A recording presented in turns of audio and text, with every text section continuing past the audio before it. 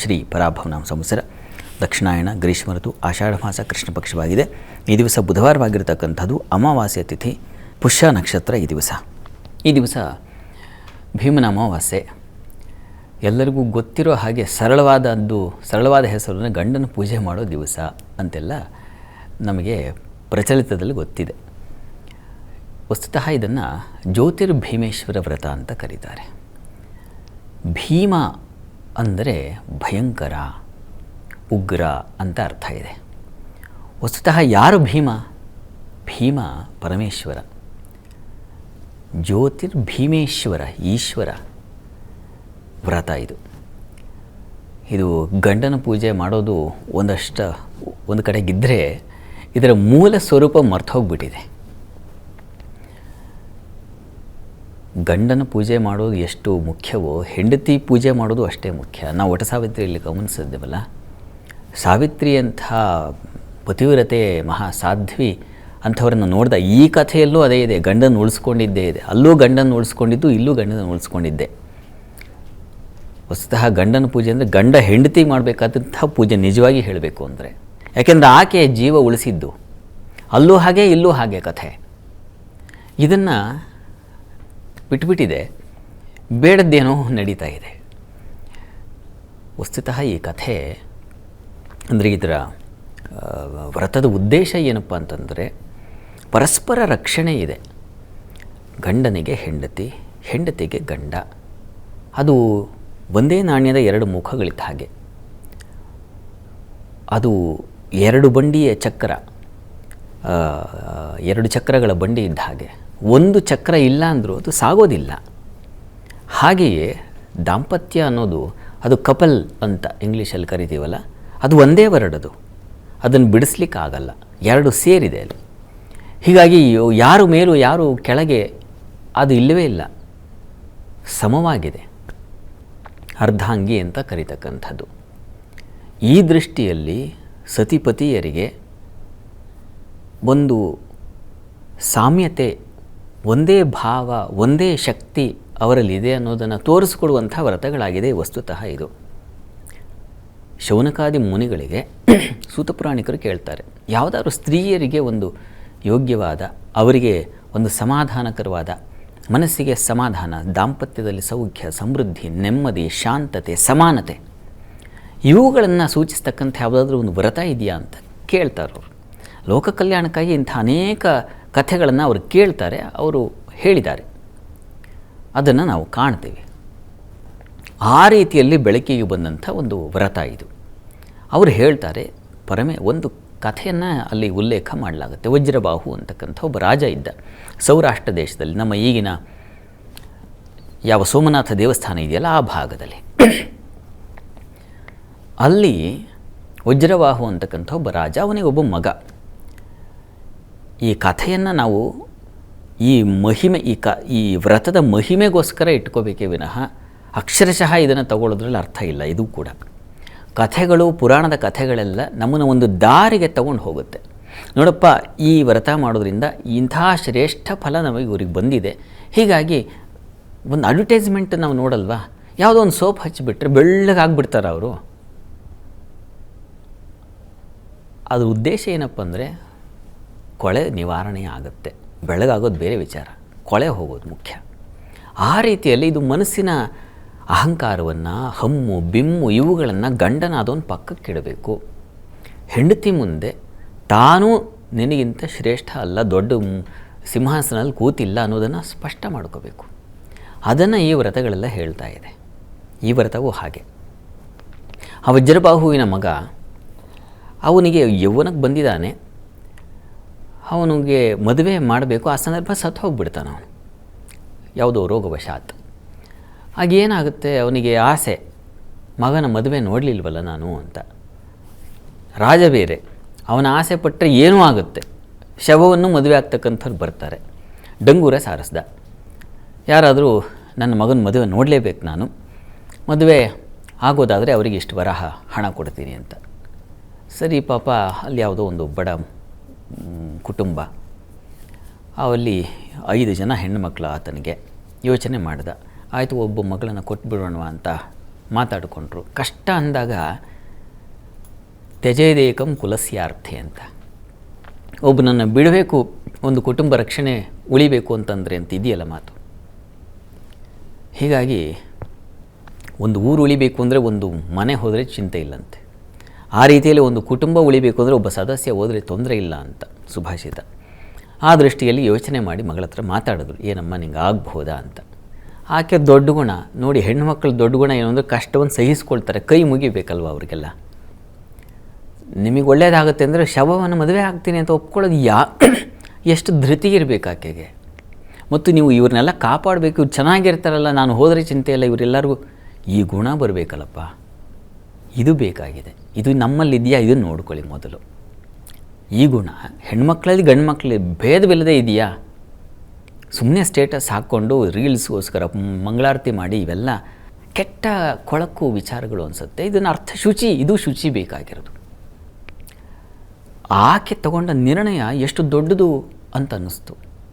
ರಾಜನ ಹತ್ರ ಹೋದರು, ನನ್ನ ಕುಟುಂಬ ಉಳಿಯುತ್ತೆ, ಹಾಗಾಗಿ ನಾನು ತೊಂದರೆ ಇಲ್ಲ, ವಿವಾಹ ಆಗ್ತೀನಿ ಅಂತ. ಮದುವೆ ಆದಲು.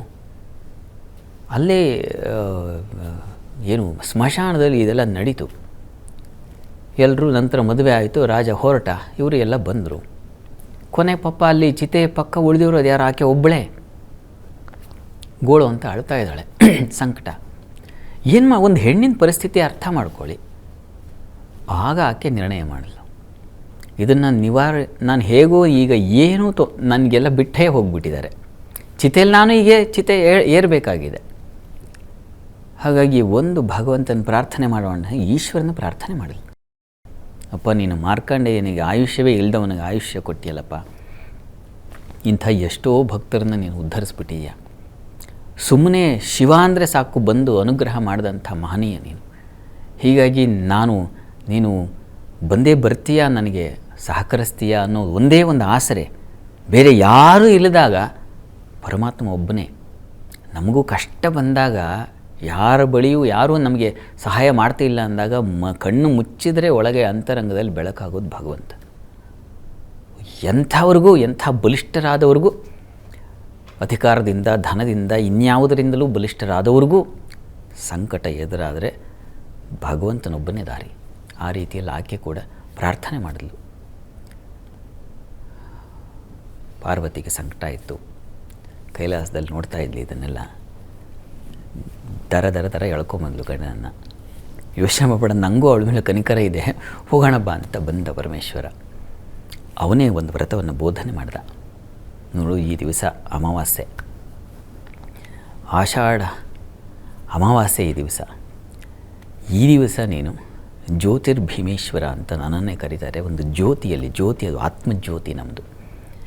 ಆ ಜ್ಯೋತಿಯನ್ನು ಬೆಳಗಿ ಒಂದು ಮಣ್ಣಿನ ದೀಪ ಅಥವಾ ಮರದ ದೀಪವನ್ನು ಹಚ್ಚಿ, ವಸ್ತುತಃ ಈ ದಿವಸ ಪೂಜೆ ಮಾಡ್ತಾರಲ್ಲ, ಆ ಮರದ ದೀಪವನ್ನು ಹಚ್ಚಿ ಅದರ ಮೇಲೆ ಈಶ್ವರನ ಅದರಲ್ಲಿ ಆವಾಹನೆ ಮಾಡಿ ಷೋಡಶೋಪಚಾರ ಪೂಜೆಯನ್ನು ನೆರವೇರಿಸಿ ಪರಮೇಶ್ವರನಿಗೆ ನೈವೇದ್ಯಗಳನ್ನು ಸಮರ್ಪಣೆ ಮಾಡಿ ಸುಮಂಗಲಿಯರಿಗೆ ದಾನವನ್ನು ಮಾಡಬೇಕು ಅಂತ ಇದೆ. ಭಕ್ಷ್ಯ ಭೋಜ್ಯ ದಕ್ಷಿಣ ಇತ್ಯಾದಿ ಯಥಾ ಸಾಮರ್ಥ್ಯ ನೈವೇದ್ಯ ಮಾಡಬೇಕು ಅಂತಿದೆ. ಆ ರೀತಿಯಲ್ಲಿ 9 ವರ್ಷಗಳ ಕಾಲ ಈ ವ್ರತವನ್ನು ಸುಮಂಗಲಿಯರು ಮಾಡ್ತಾರೆ. ಅಲ್ಲಿ ಆಕೆ ಏನು ಸಿಕ್ತೋ ತನಗೆ ಅದೇ ಕಟ್ಟಿಗೆ ಅದೇನೇ ತೊಗೊಂಡು ಅಲ್ಲೇ ದೀಪ ಹಚ್ಚಿ ಅದನ್ನೇ ಮಣ್ಣನ್ನೇ ಆಕೆ ನೈವೇದ್ಯ ಮಾಡಿದ್ಲು ಅಂತ ಅಲ್ಲಿ ಕಥೆಯಲ್ಲಿ ಹೇಳುತ್ತೆ. ಅಂದರೆ ಭಗವಂತ ಏನೂ ಇಲ್ಲದಾಗ ಏನನ್ನು ಅವನಿಗೆ ಎಲ್ಲವೂ ಆಹಾರವೇ. ಪ್ರಾರ್ಥನೆ ಬಹಳ ಮುಖ್ಯ, ಮನಸ್ಸಿನ ವೇದನೆ ಸಮರ್ಪಣೆ ಇದು ಬಹಳ ಮುಖ್ಯ. ಹೀಗಾಗಿ ಈಶ್ವರನ ಪ್ರಾರ್ಥಿಸಿದ್ಲು. ಈಶ್ವರ ಮತ್ತೆ ಆಶೀರ್ವಾದವನ್ನು ಮಾಡಿ, ಯೋಚನೆ ಮಾಡಬೇಡ ಅಂತ ಹೇಳಿ ಆಶೀರ್ವಾದ ಮಾಡಿ ಹೋದ. ಸರಿ, ಅವಳು ಈಶ್ವರನ ಅನುಗ್ರಹ ಆಯಿತು ಅಂತ ಪಕ್ಕಕ್ಕೆ ತಿರುಗಿದ್ರೆ ಚಿತೆಯಿಂದ ನಿದ್ರೆಯಿಂದ ಎದ್ದವನ ಹಾಗೆ ಅವನು ಎದ್ದ. ತುಂಬ ಸಂತೋಷ ಆಯಿತು. ಪರಮೇಶ್ವರನಿಗೆ ಸಾಷ್ಟಾಂಗ ನಮಸ್ಕಾರ ಮಾಡಲಿ ಇನ್ನೊಂದು ಸಲ. ನನ್ನಂಥವಳಿಗೂ ನೀನು ಕರುಣೆ ಇದೆಯಲ್ಲ ಸ್ವಾಮಿ, ನಾನು ಧನ್ಯಳಾದೆ ಅಂತ. ಈ ವಿಚಾರ ರಾಜನಿಗೆ ಹೋಯಿತು. ರಾಜ ಕೇಳಬೇಕಲ್ಲ, ಇದು ಇಂಥ ಸೊಸೆಯನ್ನು ನಾನು ಕಂಡೇ ಇಲ್ಲ, ಇವಳು ಸಾಧ್ವಿ ದೇವತಾ ಅನುಗ್ರಹದವಳು ಅಂತ ಹೇಳಿ ಅವಳಿಗೆ ದೊಡ್ಡ ಸನ್ಮಾನ ಇತ್ಯಾದಿಗಳನ್ನೆಲ್ಲ ಮಾಡಿ ಅವರ ತಂದೆ ಎಲ್ರಿಗೂ ಆಯಿತು. ರಾಜನ ಅನುಗ್ರಹ ಮತ್ತು ರಾಜನ ಪೋಷಣೆ ಎಲ್ಲ ಸಮೃದ್ಧವಾಗಿ ಸಿಕ್ತು. ಇದು ಕಥೆ. ಅಂತೂ ಸತ್ತಂಥವನನ್ನು, ಜೀವವೇ ಇಲ್ಲದೆ ಇರತಕ್ಕಂಥವನಿಗೆ ಅವಳ ಶ್ರದ್ಧೆ ಜೀವವನ್ನು ತಂದುಕೊಡೋ ಹಾಗೆ ಮಾಡ್ತು ಅನ್ನೋದು ಕಥೆ ಸಾರ. ಹೀಗಾಗಿ ಈ ದಿವಸ ಸುಮಂಗಲಿಯರು, ಮದುವೆ ಆದಂಥವರು 9 ವರ್ಷಗಳ ಕಾಲ ಗಂಡನ ದೀರ್ಘಾಯುಷ್ಯಕ್ಕಾಗಿ, ಆರೋಗ್ಯ ಬಲಕ್ಕಾಗಿ ಈ ಈಶ್ವರನನ್ನು ಆರಾಧನೆ ಮಾಡ್ತಕ್ಕಂಥದ್ದು ಇದೆ. ಇನ್ನೂ ಒಂದು ನಮಗೆ ಇದರ ಹೆಸರು ಭೀಮನ ಅಮಾವಾಸ್ಯೆ. ಭೀಮ ಅಂದರೆ ಈಶ್ವರ ಅಂತ ಹೇಳಿದೆ. ಮಹಾಭಾರತದ ಒಂದು ಕಥೆಯನ್ನು ಹೇಳ್ತಾರೆ. ನಮ್ಮ ನಾಡಿನ ಶ್ರೇಷ್ಠ ವಿದ್ವಾಂಸರು ಶತಾವಧಾನಿ ಆರ್ ಗಣೇಶ್ ಅವರು ಹೇಳಿದಂಥ, ಅವರು ಕಂಡುಕೊಂಡ ಒಂದು ಸುಳಿವು ಕಥೆ. ಇದಕ್ಕೆ ಯಾಕೆ ಇದನ್ನು ಭೀಮನ ಅಮಾವಾಸ್ಯೆ ಅಂತ ಕರೀತಾರೆ ಅಂತ ಅವರು ಕಂಡುಕೊಂಡ ಒಂದು ಏನು ಇದರ ದರ್ಶನ ಏನಪ್ಪ ಅಂದರೆ, ಈ ದಿವಸ ಭೀಮ ಆ ದಿವಸ ಕೀಚಕನ ವಧೆ ಮಾಡಿದಂಥ ದಿವಸ. ಅವಳು ಪಾಪ ಹೈರಾಣಾಗಿದ್ಲು ಕೀಚಕನಿಂದ. ಸರಿ, ಇವನಿಗೆ ಏನು ಮಾಡೋದು, ಮುಕ್ತಿ ಕಾಣಿಸ್ಬೇಕಲ್ಲ, ಗಂಡನ ಬಳಿ ಹೇಳ್ಕೊಂಡ್ಲು. ಆಗ ಭೀಮ, ಸ್ವಲ್ಪ ದಿವಸ ಕಾಯೋಣ, ಅಮಾವಾಸ್ಯೆ ದಿವಸ ಯಾರೂ ಇರೋದಿಲ್ಲ, ಯಾಕಂದರೆ ಅಜ್ಞಾತವಾಸದಲ್ಲಿದ್ದರು. ಯಾರೂ ಇಲ್ಲದೇ ಇದ್ದಾಗ, ಬೆಳಕಿಲ್ಲದೇ ಇದ್ದಾಗ ನಾವು ಇದನ್ನು ಮಾಡಬೇಕಾಗತ್ತೆ. ಹೀಗಾಗಿ ಯೋಚನೆ ಮಾಡಿ ಸ್ವಲ್ಪ ಸಮಯ ತಗೋ ನೀನು ಅಂತ ಹೇಳಿ ಅಮಾವಾಸ್ಯೆ ದಿವಸ ಬಂದು ಕಾಣಬೇಕು ಅಂತ ಹೇಳಿದ್ದ ಕೀಚಕ. ಸರಿ, ಅಮಾವಾಸ್ಯೆ ದಿವಸ ಗುರ್ತು ಮಾಡಿದ್ಲು. ತನ್ನ ಬದಲಿಗೆ ಭೀಮನನ್ನು ಕಳಿಸ್ಕೊಟ್ಲು. ಯಾರೂ ಒಪ್ಪಲಿಲ್ಲ. ಭೀಮ ಮಾತ್ರ, ನೀನು ಯೋಚನೆ ಮಾಡಬೇಡ, ನಾನು ಇದ್ದೀನಿ ನಿನಗೆ ಅಂತ ಹೇಳಿ, ಅದು ಚೆನ್ನಾಗಿದೆ. ಅದನ್ನು ಇನ್ನೊಂದು ದಿವಸ ಯಾವತ್ತಾದರೂ, ಆ ಪ್ರಸಂಗವೇ ತುಂಬ ಚೆನ್ನಾಗಿದೆ. ಒಬ್ಬ ಅಂದರೆ ಒಲಿದು ಬಂದ ಹೆಣ್ಣನ್ನು ಎಲ್ಲ ಸಂಸಾರನ ಬಿಟ್ಟು ಬಂದಿರ್ತಾಳೆ. ಅಂಥ ಹೆಣ್ಣನ್ನು ಗಂಡನಾದವನು ಹೇಗೆ ನಡ್ಕೋಬೇಕು, ಧರ್ಮರಾಯನ ಹಾಗಲ್ಲ, ಅರ್ಜುನನ ಹಾಗಲ್ಲ, ನಕುಲ ಸಹದೇವರ ಹಾಗಲ್ಲ, ಭೀಮನ ಹಾಗೆ ಅಂತ ಅವಳು ತುಂಬ ಪ್ರಶಂಸೆ ಮಾಡಿ ತುಂಬ ಹೊಗಳ್ತಾಳೆ. ಗಂಡ ಇದ್ದರೆ ನಿನ್ನಂಥವನು ಇರಬೇಕಯ್ಯ, ಇವ್ರನ್ನೆಲ್ಲ ತೊಗೊಂಡು ನಾನೇನು ಮಾಡಲಿ ಅಂತ. ಆಪತ್ತು ಬಂದಾಗ ರಕ್ಷಣೆ ಕೊಡಬೇಕಾದ್ದು ಗಂಡನ ಧರ್ಮ ಅಂತ. ಅದನ್ನು ಸೂಚಿಸುತ್ತೆ ಈ ಒಂದು ಅಮಾವಾಸ್ಯೆ, ಭೀಮನ ಅಮಾವಾಸ್ಯೆಯ ವ್ರತ. ಹೀಗಾಗಿ ಆ ಕಾರಣದಿಂದ ಭೀಮನ ಅಮಾವಾಸ್ಯೆ ಅಂತ ಬಂದಿರಬಹುದು ಅನ್ನೋದನ್ನು ಅವರ ಒಂದು ಉಪನ್ಯಾಸದಲ್ಲಿ ತಿಳಿಸಿದರು. ಅದನ್ನು ತಮ್ಮ ಮುಂದೆ ಹಂಚಿಕೊಂಡಿದ್ದಾಯಿತು. ಅಂತೂ ಇದು ಈಶ್ವರನ ಕುರಿತಾದ ಪ್ರಾರ್ಥನೆಯನ್ನು ಹೇಳ್ತಕ್ಕಂಥ ಮೂಲ ವ್ರತ ಇರೋದು ಹಾಗೆ. ಹೀಗಾಗಿ ಈ ದಿವಸ ನಿಮ್ಮ ಮನೆಗಳಲ್ಲೂ ಈಶ್ವರನ, ಪಾರ್ವತಿ ಪರಮೇಶ್ವರ ಪ್ರಾರ್ಥನೆಯನ್ನು ಮಾಡಿ, ಸಂಸಾರದಲ್ಲಿ ನೋಡಿ, ಗಂಡ ಹೆಂಡರಲ್ಲಿ ಸಾಮಾನ್ಯವಾಗಿ ಅಹಂಕಾರ ಬರಬಾರ್ದು, ನಾನೇ ಮೇಲು ಅನ್ನೋದು ಬರಬಾರ್ದು. ಕೃಷ್ಣನನ್ನು ಒಮ್ಮೆ ಗೋಪಿಕೆಯರು ಕೇಳ್ತಾರೆ, ಕೃಷ್ಣ, ನಾವು ತುಂಬ ಪ್ರೀತಿಸ್ತೀವಿ ಒಬ್ಬರನ್ನು, ಆದರೆ ಸಾಮಾನ್ಯವಾಗಿ 3 ವಿಧದ ಪ್ರೀತಿಯನ್ನು ಕಾಣ್ತೀವಿ ಲೋಕದಲ್ಲಿ. ನಾವೊಬ್ಬರನ್ನ ಯಾರನ್ನೋ ಪ್ರೀತಿಸ್ತೀವಿ, ಅದಕ್ಕೆ ಪ್ರತಿಯಾಗಿ ಅವರು ಪ್ರೀತಿಸ್ತಾರೆ, ಅದು ಒಂದು ಕಡೆ. ಇನ್ನೊಮ್ಮೆ ನಾವು ಒಬ್ಬರನ್ನು ಅತಿಯಾಗಿ ಪ್ರೀತಿಸ್ತೀವಿ, ಆದರೆ ಅವರಿಂದ ತಿರಸ್ಕಾರ ಇರ್ತದೆ. ಈ ರೀತಿಯ ಪ್ರೀತಿಗಳಿದ್ದಾವೆ. ಇನ್ನೂ ಒಂದಿದೆ, ಅವರು ಪ್ರೀತಿಸಲಿ ಬಿಡಲಿ, ಅವ್ರ ಕಡೆಗೆ ಗಮನವೇ ಇರೋದಿಲ್ಲ ಎಷ್ಟೋ ಜನಕ್ಕೆ, ತಿರಸ್ಕಾರ. ಈ ರೀತಿಯದ್ದನ್ನು ಕಾಣ್ತೀವಿ. ಇದು ಯಾವುದು ನಿಜವಾದ ಪ್ರೀತಿ ಹೇಳುವಂಥ ಗೋಪಿಕೆಯರು ಕೃಷ್ಣನನ್ನು ಪ್ರಾರ್ಥಿಸ್ತಾರೆ. ಭಾಗವತದಲ್ಲಿ ಬರ್ತಕ್ಕಂಥ ಕಥೆ. ಕೃಷ್ಣ ಹೇಳ್ತಾನೆ, ನೋಡು, ನಾನು ಒಬ್ಬರನ್ನು ಪ್ರೀತಿಸ್ತಾ ಇದ್ದೀನಿ ಅಂದರೆ, ಅವ್ರಿಗೆ ನನ್ನಿಂದ ವಾಪಸ್ ಪ್ರೀತಿ ಬರ್ತಾ ಇದೆ ಅಂದರೆ, ಅದೇನೋ ಅಂಗಡಿ ವ್ಯಾಪಾರದ ಥರ ಆಗಿಬಿಡುತ್ತೆ, ನಾನು ಕೊಟ್ಟಿದ್ದಕ್ಕೆ ಏನೋ ಬರ್ತಾ ಇದೆ ಅಂತ. ಇನ್ನು ನಾನು ಪ್ರೀತಿಸ್ತಾ ಇದ್ದೀನಿ, ಅವ್ರ ಕಡೆಯಿಂದ ಏನೂ ರಿಯಾಕ್ಷನ್ಸ್ ಇಲ್ಲ, ಇದು ಏನು ಅಂಥ ಉಚಿತವಾದ ಪ್ರೀತಿ ಅಲ್ಲ. ವಸ್ತುತಃ ನಾವು ಅವರು ನಮ್ಮನ್ನು ಪ್ರೀತಿಸ್ತಾರೋ ಇಲ್ಲವೋ ಬೇರೆ ವಿಚಾರ, ಆದರೆ ನಾವು ಮಾತ್ರ ಸರ್ವರನ್ನೂ ಪ್ರೀತಿಸುವ, ಅವ್ರು ನಮ್ಮ ಕಡೆ ನೋಡಲಿ ಬಿಡಲಿ, ಅವರಿಂದ ಉಪಕಾರ ಆಗಲಿ ಬಿಡಲಿ, ನಮಗೆ ಅವರಲ್ಲಿ ಕಾಳಜಿ ಇದೆಯಾ, ನಮಗೆ ಅವರಲ್ಲಿ ಪ್ರೀತಿ ಇದೆಯಾ, ಗಂಡ ಹೆಂಡತಿಗೆ ಇದು ಬಹಳ ಮುಖ್ಯವಾಗಿ ಬೇಕಾಗುತ್ತೆ. ಎಷ್ಟೋ ಬಾರಿ ಆಕೆ ಮಾಡುವ ಕೆಲಸಗಳು, ಕೈಂಕರ್ಯಗಳು, ಇನ್ಯಾವುದೋ ಸಹಾಯಗಳು, ಇದು ಯಾವುದನ್ನು ಗುರುತಿಸೋದಕ್ಕೆ ಹೋಗೋದಿಲ್ಲ. ಗಂಡ ದುಡ್ಕೊಂಡು ಬರ್ತಾನೆ ಅನ್ನೋ ತಲೆಯಲ್ಲಿ ಕೂತ್ಬಿಟ್ಟಿರುತ್ತೆ. ಈಗ ಸಮನಾಗಿ ಆಕೆ ದುಡಿತಾ ಇದ್ದಾಳೆ, ಆಕೆ ಅಡುಗೆ ಮನೇಲಿ ದುಡಿಬೇಕು, ಮಕ್ಕಳ ಜೊತೆ ಕೆಲಸ ಹೇಗಬೇಕು, ಅದಾದಮೇಲೆ ಹೊರಗಿನ ವ್ಯವಹಾರಗಳಲ್ಲಿ ತೊಡಗಬೇಕು. ಇದಲ್ಲದೆ ಯಾರೋ ಬಂಧು ಮಿತ್ರರು ಮನೆಗೆ ಬಂದಿರ್ತಾರೆ, ಇನ್ಯಾವುದೋ ಆರೋಗ್ಯ ಕಾಯಿಲೆ ಕಸಾಯ ಅಂತ ಬಂದಾಗ ಅದಕ್ಕೆ ಆಕೆಯ ಸ್ಪಂದನೆ, ಇವುಗಳನ್ನೆಲ್ಲ ಗಮನಿಸ್ಕೊಂಡಾಗ ಆಕೆಯ ಜವಾಬ್ದಾರಿ, ಆಕೆಯ ಕಾಳಜಿ, ಇವುಗಳೆಲ್ಲ ದೊಡ್ಡದು ಅನಿಸುತ್ತೆ. ಇದನ್ನೆಲ್ಲ ಪರಿಶೀಲಿಸ್ಕೊಳ್ಬೇಕು. ಇದನ್ನು ಕೃಷ್ಣ ಹೇಳೋದು. ಅವರಿಗೆ ಪ್ರೀತಿ ಕೊಟ್ಟರೆ ಅದು ದೊಡ್ಡದು ಅಂತ. ಅವರು ನಮ್ಮ ಕಡೆ ತಿರುಗಿ ನೋಡಲಿಲ್ಲ ಅಂದರೂ ವಾಪಸ್ ತಿರುಗಿ ನೋಡಬೇಕು. ಅವರಿಗೆ ಏನಾಗಿದೆ ಅದನ್ನು ಗಮನಿಸ್ಕೊ. ಇದು ವಯಸ್ಸ ಮಾಡಿದ್ರೆ ಬಹಳ ಒಳ್ಳೆಯದು. ಗಂಡನಿಗೆ ಹಾಗೆ ಹೆಂಡತಿಗೆ ಗಂಡ, ಇದು ಬೇಕು. ಅವರಿಗಾಗಿ ಒಂದಷ್ಟು ಸಮಯ ತ್ಯಾಗ ಮಾಡಬೇಕು, ಒಂದಷ್ಟು ನೋವನ್ನು ಭರಿಸ್ಕೊಳ್ಬೇಕು. ನಿಮ್ಮ ಬಂಧುಗಳ ಆರೋಗ್ಯ ವಿಚಾರವನ್ನು ಹೆಂಡತಿ ವಿಚಾರಿಸ್ತಾ ಇದ್ದಾಳೆ ಅಂತಂದರೆ, ಹೆಂಡತಿಯ ಬಂಧುಗಳ ಆರೋಗ್ಯ ಸಮಸ್ಯೆ ಆದಾಗ ನೀವು ಎಷ್ಟು ಸಹಕರಿಸಿದ್ರೆ ಅದು ಬಹಳ ಮುಖ್ಯವಾಗುತ್ತೆ. ಈ ರೀತಿಯಲ್ಲಿ ಇದು ಬರೀ ಸಹಾಯ ಮತ್ತೊಂದು ಅಷ್ಟಲ್ಲ, ಪ್ರೇಮದಲ್ಲೂ ಪ್ರೇಮಾತಿಶಯವಿರದ ದಾಂಪತ್ಯ ವರ್ಧಿಸದು ಅಂತ ಹೇಳ್ತಾರೆ ಡಿ ವಿ ಜಿಯವರು. ಹೀಗಾಗಿ ಇದು ಪ್ರೀತಿ ಅನ್ನೋದು ಅಳತೆ ತೂಕ ಮಾಡಿ ಏನೋ ತಕಡಿಲಿ ಇದೆಲ್ಲ. ಅದು ಯಾವುದೇ ಅಪೇಕ್ಷೆಗಳಿಲ್ಲದ ಹಾಗಿರಬೇಕು ಅನ್ನೋದು ಸಾರ. ದಾಂಪತ್ಯ ಆಗ ವರ್ಧಿಸುತ್ತೆ. ಏನೋ ಒಂದು ಗುರಿ ಇಟ್ಟುಕೊಂಡಲ್ಲ, ನಿಸ್ವಾರ್ಥವಾಗಿ ಕೇವಲ ಪ್ರೀತಿ. ಅಲ್ಲಿ ಬಹಳ ಗೆಲ್ಲಬೇಕಾದದ್ದು ಪ್ರೀತಿ. ಆ ರೀತಿಯಲ್ಲಿ ದಾಂಪತ್ಯ ಇರಬೇಕು ಅನ್ನೋದನ್ನು ಇಂಥ ಕಥೆಗಳಿಂದ ನಾವು ತಿಳ್ಕೋಬೇಕು. ಬರೀ ಪೂಜೆ ಮಾಡಿ ಸಂತೋಷ, ಅದು ಒಂದು ಶ್ರದ್ಧೆಯನ್ನು ಏರ್ಪಾಡು ಮಾಡಿಕೊಡುತ್ತೆ.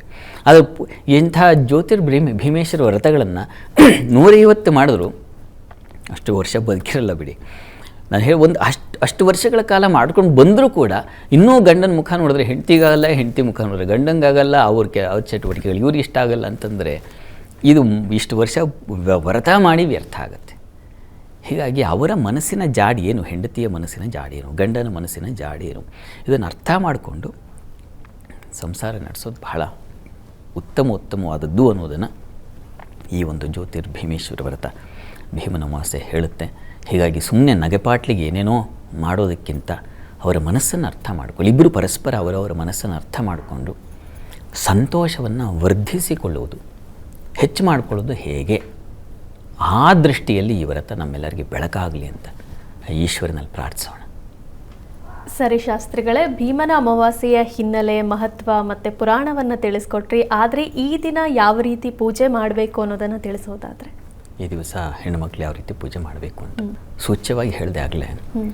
ದೀಪಸ್ತಂಭ, ಅದಕ್ಕೆ ಈಶ್ವರನ ಆರಾಧನೆ ಮಾಡೋದು.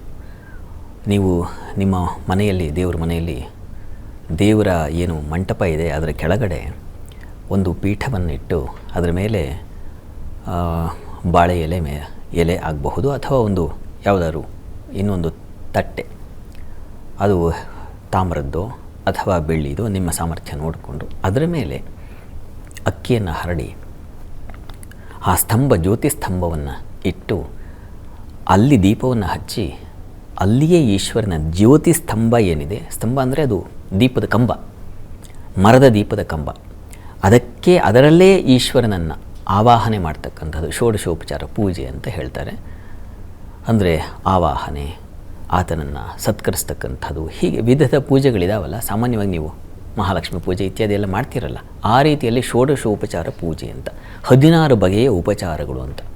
ಸ್ವಾಮಿಯನ್ನು ಕರೀತಕ್ಕಂಥದ್ದು, ಕೂಡಿಸ್ತಕ್ಕಂಥದ್ದು, ಅವನಿಗೆ ಮಧುಪರ್ಕ ಸಮರ್ಪಣೆ ಮಾಡ್ತಕ್ಕಂಥದ್ದು, ಪಂಚಾಮೃತ ಅಭಿಷೇಕ ಮಾಡಿಸ್ತಕ್ಕಂಥದ್ದು, ವಸ್ತ್ರವನ್ನು ಹಾಕ್ತಕ್ಕಂಥದ್ದು, ಗೆಜ್ಜೆ ವಸ್ತ್ರ ಇತ್ಯಾದಿಗಳನ್ನು ಸಮರ್ಪಣೆ ಮಾಡ್ತಕ್ಕಂಥದ್ದು, ಹೂವಿನ ಮಾಲೆಯನ್ನು ಹಾಕ್ತಕ್ಕಂಥದ್ದು, ಹೀಗೆ ಬಗೆಯಲ್ಲಿ ಅವನಿಗೆ ಅರ್ಚನೆ ಮಾಡಿ ಅಷ್ಟೋತ್ತರ ಸೇವೆಯನ್ನು ನೆರವೇರಿಸಿ ಈಶ್ವರನ ಅಷ್ಟೋತ್ತರವನ್ನು ಹೇಳಿಕೊಂಡು ಈಶ್ವರನಿಗೆ ನೈವೇದ್ಯವನ್ನು ಸಮರ್ಪಣೆ ಮಾಡಿ ಅಲ್ಲಿ ಪರಮೇಶ್ವರನ ಅನುಗ್ರಹ ಪ್ರೀತ್ಯರ್ಥವಾಗಿ ಒಂದು ದಾರವಾಗಿರುತ್ತದೆ, ಆ ದಾರವನ್ನು ಕೈಗೆ ಕಟ್ಟಿಕೊಳ್ತಕ್ಕಂಥದ್ದು. ಏನು ಅರಿಶಿನ ಕುಂಕುಮ ಇತ್ಯಾದಿ ಮಂಗಲ ದ್ರವ್ಯ ಇದೆ, ಅದನ್ನು ಸುಮಂಗಲೆಯರನ್ನು ಕರೆದು ಅವರಿಗೆ ದಾನವನ್ನು ಕೊಡ್ತಕ್ಕಂಥದ್ದು. ಹೀಗೆ ಸರಳವಾದ ಕ್ರಮ. ಇದು ಒಬ್ಬರೇ ಮಾಡ್ಕೊಳ್ಳೋದು ಕಷ್ಟ ಆಗುತ್ತೆ, ನಿಮಗೆ ತೋಚಿದ ಹಾಗೆ ಮಾಡೋದು ಕಷ್ಟ ಆಗುತ್ತೆ. ಯಾರನ್ನಾದರೂ ಒಬ್ಬ ಪಟುಗಳನ್ನು, ಪುರೋಹಿತರನ್ನು ಕರೆದು ಅದನ್ನು ಪೂಜೆ ಮಾಡಿಸೋದು ತುಂಬ ಸೂಕ್ತ. ಏಕೆಂದರೆ ಇದಕ್ಕೆ ಆವಾಹನ ಮಂತ್ರ ಮತ್ತು ಅಲ್ಲಿ ಸ್ಥಾಪನ ಮಂತ್ರ ಇತ್ಯಾದಿ ಎಲ್ಲ ಬೇರೆ ಬೇರೆ ಮಂತ್ರಗಳಿಂದ ಭಗವಂತನನ್ನು ಕರೆದು ಸಂತುಷ್ಟಪಡಿಸ್ತಕ್ಕಂಥ ಒಂದು ಭಾಗ ಆಗಿದೆ. ಇಲ್ಲಪ್ಪ ನನಗೆ ಅದು ಕಷ್ಟ ಇದೆ, ಹೇಗೆ ಸುಮ್ಮನೆ ಸರಳವಾಗಿ ಮಾಡೋದು ಅಂತಂದರೆ, ನಾನೀಗ ಹೇಳಿದ ಹಾಗೆ ಒಂದು ಮರದ ಕಂಬವನ್ನು, ಜ್ಯೋತಿಯ ಸ್ತಂಭವನ್ನು ಇಟ್ಟು ಅದಕ್ಕೆ ಪರಮೇಶ್ವರ ನೀನು ಬಂದು ಆವಾಹನೆ, ಮನಸ್ಸಿನ ಪೂಜೆ ದೊಡ್ಡದು, ಮನಸ್ಸಿನಲ್ಲೇ ಅವನನ್ನು ಆವಾಹನೆ ಮಾಡಿಸಿ, ಬಾಪ್ಪ ಇದೊಂದು ಪೀಠ ಇಟ್ಟಿದ್ದೀನಿ ಕೂತ್ಕೋ ನೀನು ಅಂತ ಹೇಳಿ ಅವನಿಗೆ ಅಲಂಕಾರಗಳ ಇತ್ಯಾದಿಗಳನ್ನು ಮಾಡಿ ಅಭಿಷೇಕ ಸಾಧ್ಯವಾದರೆ ಮಾಡಿಸಿ ನೈವೇದ್ಯ, ನಿಮ್ಮ ಇಷ್ಟ ನೈವೇದ್ಯವನ್ನು ಸಮರ್ಪಣೆ ಮಾಡಿ ಮಂಗಳಾರತಿ ಬೆಳಗ್ಗೆ ಗಂಡನಿಗೂ ಮನೆಯವರಿಗೆಲ್ಲರಿಗೂ ಆ ಮಂಗಳಾರತಿಯನ್ನು ಕೊಟ್ಟು ಅನುಗ್ರಹ ಪಡಿತಕ್ಕಂಥದ್ದು. ಅವನ ಆಶೀರ್ವಾದವನ್ನು ಸಾಷ್ಟಾಂಗ ನಮಸ್ಕಾರ ಮಾಡಿದರೆ ಪಾರ್ವತಿ ಪರಮೇಶ್ವರ ಆಶೀರ್ವಾದ ಮಾಡ್ತಾರೆ.